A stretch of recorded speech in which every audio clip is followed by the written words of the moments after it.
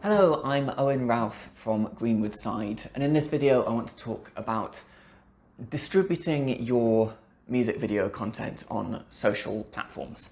Now I'm going to caveat this a little bit by saying that what I'm going to talk about is quite granular and quite in-depth, and it might sound like a massive faff to do it all.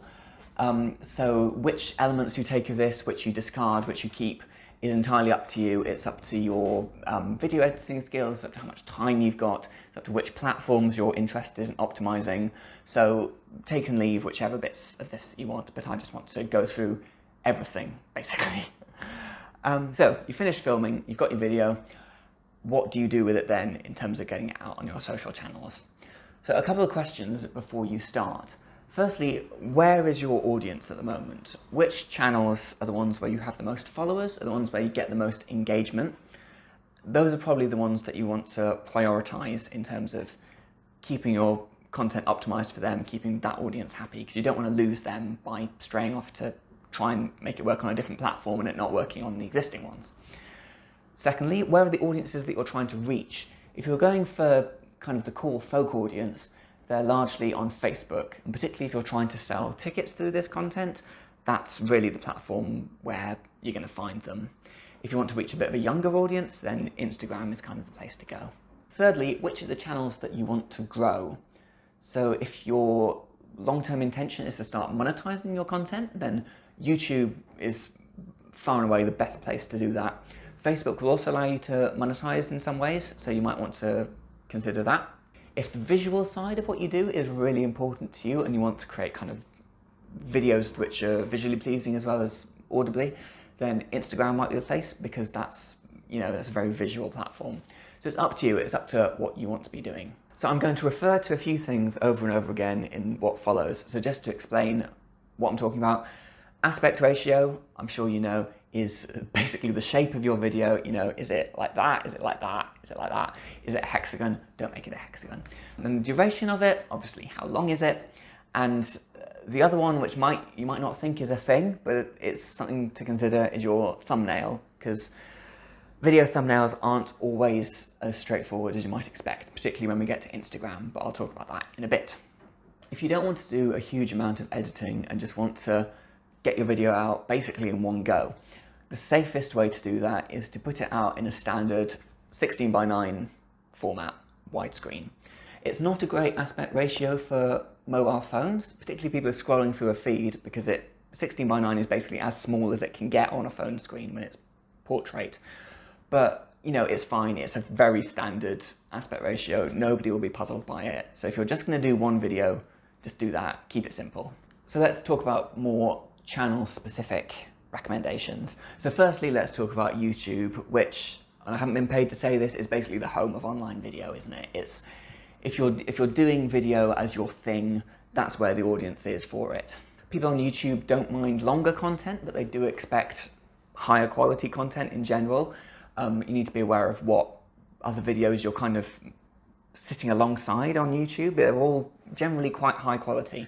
People are often watching YouTube on larger screens, on TVs or desktop computers. If they're watching on mobile, they might well be turning it sideways, which they don't on all platforms. So 16:9 is good for YouTube. It's kind of, think of it as cinematic content. So that's pretty straightforward for YouTube. I think it's a fairly self-explanatory channel. But now let's think more broadly about the social media channels, the ones that we think about in those terms. So remember that Facebook, Twitter and Instagram nowadays are all tailored for mobile. Instagram is kind of the archetypical one, which is unequivocally a mobile platform, but all the others are now as well. That's just how it is. Younger people are using their phones for it, older people are experiencing those channels on tablets. The demographic who are using desktop computers as their default way of looking specifically at social media platforms, that demographic is getting smaller and smaller. So firstly, Facebook. There is a newish platform within Facebook, which you may not be aware of, called Creator Studio, which is quite similar to YouTube Studio. I mean, they've probably just copied it, frankly. But that's kind of your dashboard for creating online video through your page. And that's really what you should be using if you want to be putting out videos regularly. It still definitely feels quite new. It's a bit buggy. It's got a lot of improvements to be made, but I'd recommend getting started with it now, because increasingly all of the things that you could do just directly through your page are moving exclusively into Creator Studio.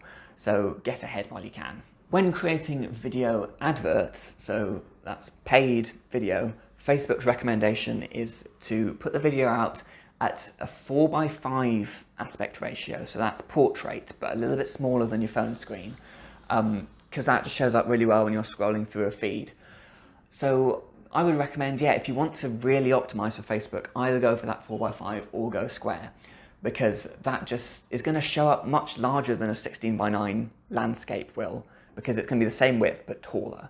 So when people are scrolling through their feeds, you will be on their screen for much longer and they're more likely to stop. On Facebook, videos which are over 3 minutes perform best, particularly if you're looking to monetize your videos eventually. Then it needs to be over 3 minutes. That's the point at which you can start monetizing those videos. So next, let's talk about Instagram. So Instagram has got a bit more complicated in recent years, but you can do a bit more with it now than you could previously. So let's dig into that, shall we? So what you may or may not know is that Instagram now has a subsection of the platform called IGTV, which is specifically for longer form videos. For a standard account, you can now upload videos which are up to 10 minutes long. For big brand accounts, they can upload to a whole hour.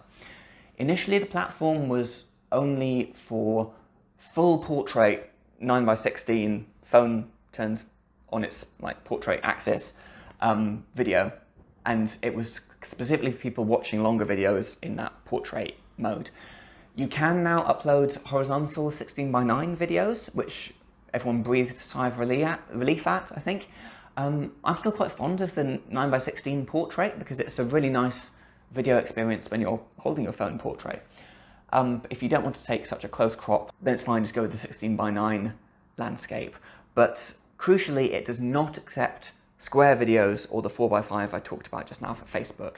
So that's why I say if you're only going to do one thing, make sure it's the 16:9 landscape. If you just do a square, you won't be able to upload it to IGTV. There's a minimum requirement for those videos, which is 60 seconds. If it's under 60 seconds, then you can still upload it as a standard Instagram post.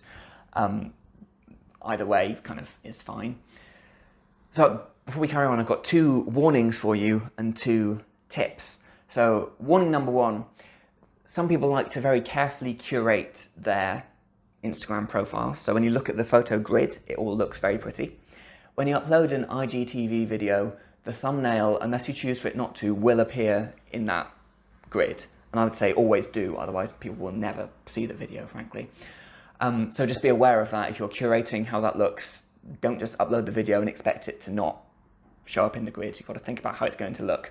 Second warning is watch out for the thumbnail crop. Now this is where thumbnails get quite complicated, because even for a landscape 16:9 video, it only accepts a portrait thumbnail, 9:16.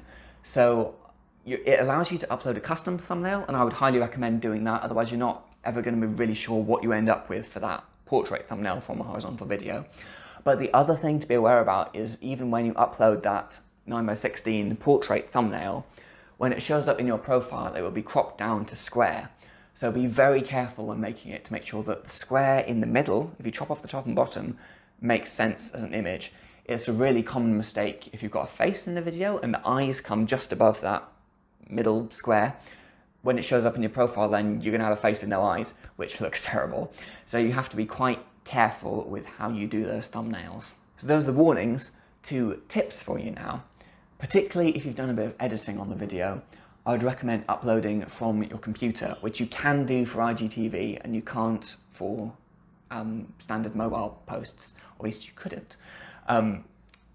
More on that in a moment. To upload to IGTV, just go to your Instagram profile in your web browser, click the little television icon, and you can just hit upload and upload it as you would a YouTube video, for example.